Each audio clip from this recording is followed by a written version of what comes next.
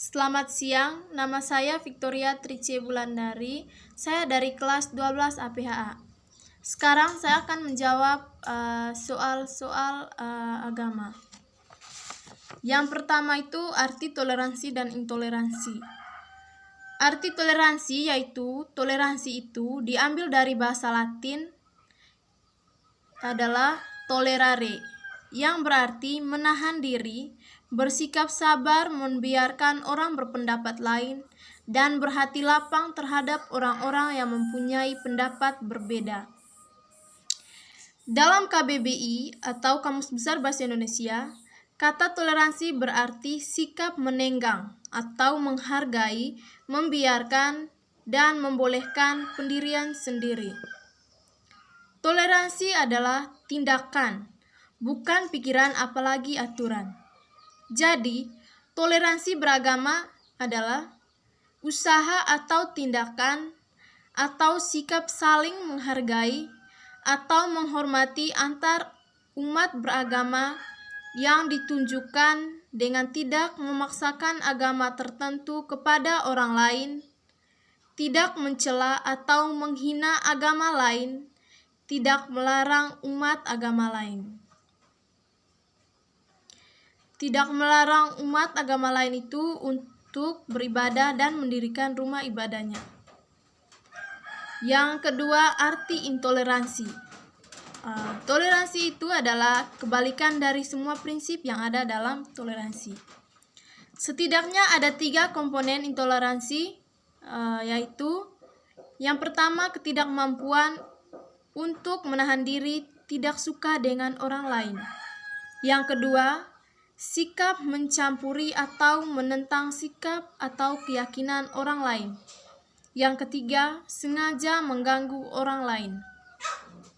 Jadi, intoleransi adalah tindakan negatif yang dilatari oleh atau kognitif, berprasangka atau anggapan yang merendahkan kelompok atau orang lain, atau efektif, sikap muak atau tidak suka yang mendalam terhadap kelompok lain, atau tindakan perilaku yang ditunjukkan kepada seseorang atau kelompok, atau dalam bentuk kebijakan sosial politik.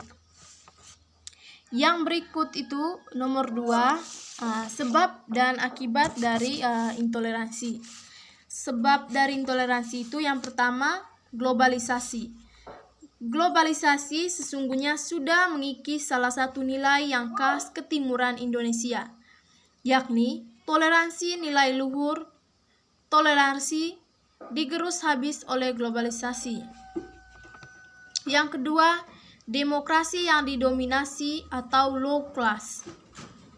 Iklim demokrasi Indonesia saat ini kurang ideal karena dikuasai oleh kelas bawah. Demokrasi itu sangat ideal kalau dikuasai oleh masyarakat kelas menengah, yakni mereka yang mapan secara pendidikan, ekonomi, dan lain sebagainya. Yang ketiga, perkembangan media sosial. Paham intoleran disebarluaskan melalui media sosial. Media sosial menjadi tempat orang belajar hal-hal negatif atau teroris intoleran. Yang keempat, perbedaan menafsir ajaran agama. Semua ajaran agama itu baik, tetapi ketika terjadi kesalahan penafsiran, disitulah seseorang tersesat dan menjadi fanatik buta yang kemudian melahirkan tindakan intoleransi. Yang berikut, aksi penolakan pendirian tempat ibadah. Ini lebih karena adanya daerah-daerah tertentu yang dihuni oleh kelompok mayoritas dan juga minoritas.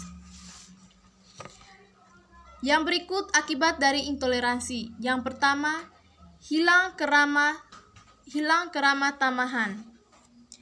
Indonesia dikenal sebagai negara majemuk yang memiliki keramah-tamahan dibandingkan dengan negara lain. Namun, dengan adanya tindakan-tindakan intoleransi, semangat itu mulai luntur dan pelan-pelan menghilang. Yang kedua, perpecahan atau disintegrasi. Tindakan intoleran selalu membawa dampak negatif seperti perpecahan. Perpecahan dapat melunturkan dan meruntuhkan integritas antar warga negara. Hal ini dapat menyebabkan negara tidak aman dan mudah diadu domba oleh negara lain yang ingin menguasai negara Indonesia. Yang terakhir itu, hilangnya nyawa manusia. Tindakan intoleransi itu kadang melahirkan dampak yang sangat negatif seperti kematian, terutama yang dilaksanakan dengan aksi teror berupa bom dan tindakan-tindakan penghilangan nyawa manusia lainnya. Pertanyaan yang berikut yaitu, usaha untuk meningkatkan toleransi dengan umat beragama lain di lingkungan masyarakat, yaitu yang pertama, kita harus mengetahui dan memahami apa itu toleransi, di mana seseorang menghargai atau menghormati setiap yang orang lain lakukan atau antar agama yang mereka lakukan. Yang kedua itu menolong masyarakat yang sedang kesusahan atau tertimpa musibah. Yang ketiga, berhati-hati dalam membicarakan kebiasaan orang-orang yang berbeda. Yang keempat, bijak dalam bermedia. Bijak dalam media pun perlu.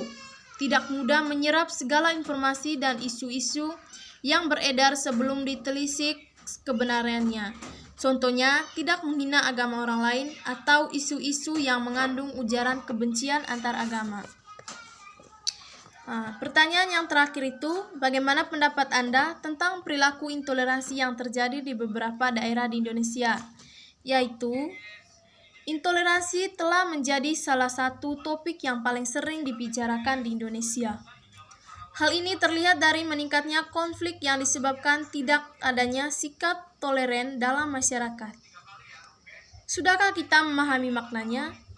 Dalam Kamus Besar Bahasa Indonesia diketahui makna toleransi yaitu bersifat toleran, yang merupakan sifat atau sikap menenggang atau menghargai, membiarkan, dan juga membolehkan.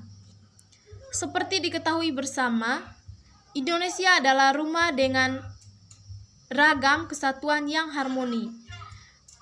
Keragaman ras, suku bangsa, budaya, dan adat istiadat. Saat ini toleransi di Indonesia rasanya sedang dinodai, sehingga memudar perlahan namun pasti. Munculnya intoleransi di Indonesia adalah bentuk nyata dari dominasi pelaku terhadap ruang publik. Dengan kita membiarkan mereka berkembang biak setiap hari, mengambil oksigen toleransi dengan gagah berani, menyeruak masuk tanpa permisi, menunjukkan diri bahwa merekalah aktornya. Upaya untuk merajut kembali toleransi di Indonesia adalah dengan melakukan kegiatan lintas kelompok lebih luas, baik lintas agama, lintas ras, maupun lintas lainnya. Upaya yang kedua yaitu dengan menggandeng serta media. Media memiliki peran penting untuk memunculkan kisah keharmonisan antar suku yang erat dan tentang agama yang taat. Baik, terima kasih. Mungkin itu saja pendapat dari saya.